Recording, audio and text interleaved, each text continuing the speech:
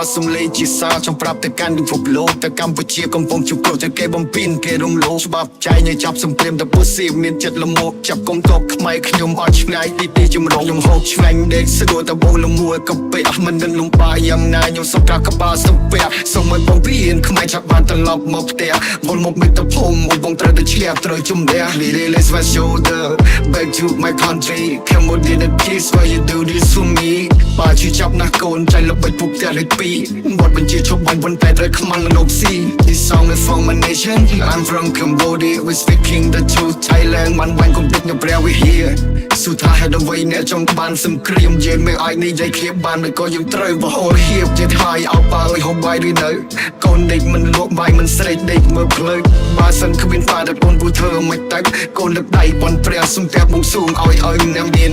កូនណៃតែលោកលំបាកយ៉ាងណាកូនឃើញក្រុមពលរំមានទៅហ៊ានទៅចាប់គឺជាបាល់ធ្វើយ៉ាងណាតែកូនគួរធ្វើយ៉ាងណាតែភ្នែកកូនស្រង់ព្រោះខ្លាចលេងបានជួបបានចាប់បងជួងមកជាអ្នកប្រយុទ្ធពលីที่ហ៊ានជំក្លាហានណាស់แล้วបងដើម្បី country នេះហើយជាសំពេលប្រាប់ជីវិតផ្ទះលេខ2 Thailand they need war but Cambodian the peace really is my shoulder back to my country Cambodian the peace why you do this for me បើជាចាប់ដល់កូនតែល្បិចពុកផ្ទះលេខ2បទបញ្ជាឈប់បនប៉ុន្តែត្រូវខ្មាំងលោកស៊ី This song is for my nation I'm from Cambodia we speaking the truth Thailand មិនមានកុំទឹកនៅព្រះវិហារ